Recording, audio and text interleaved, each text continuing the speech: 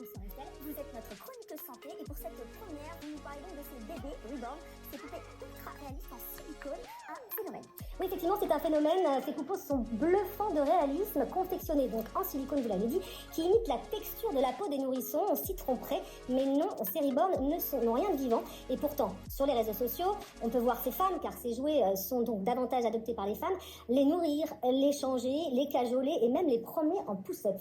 Ces femmes sont parfois de vraies collectionneuses qui partagent largement leur quotidien sur le net via des centaines de comptes, qui rassemblent des milliers d'abonnés, les millions de vues, est atteint rien que sur TikTok. C'est devenu un marché très lucratif, plus de 675 millions d'euros en 2024, et ce, alors que ces poupées sont vraiment hors de prix. Leur prix aussi entre des centaines et voire jusqu'à des milliers d'euros, jusqu'à 7 000 euros. 7 000 euros la poupée quand même, ça fait un petit prix.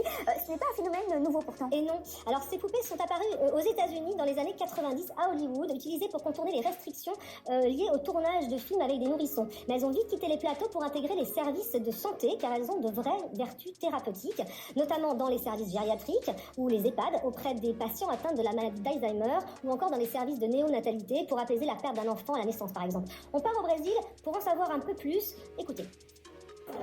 Parfois, une personne qui a perdu un bébé utilise ses poupées comme thérapie pour pouvoir jouer et avoir ce contact. Les poupées sont également très utiles pour la thérapie des enfants, en particulier ceux qui sont atteints d'autisme. Une poupée Reborn n'est donc pas seulement un jouet, c'est aussi un outil thérapeutique. Donc est-ce que le corps médical est d'accord ou est-ce qu'il faut s'en inquiéter? Alors ces femmes, il faut le dire, sont très souvent moquées sur les réseaux sociaux. Ce hobby est tout de même très étonnant. Mais globalement, les médecins, spécialistes de la parentalité, les sociologues, les psychologues ne sont pas alarmistes et s'accordent à dire que c'est un problème pathologique. Enfin, ce n'est pas un problème pathologique, pardon, et encore moins un problème de santé publique, que ce phénomène qui répond à des besoins de créativité est finalement un jeu.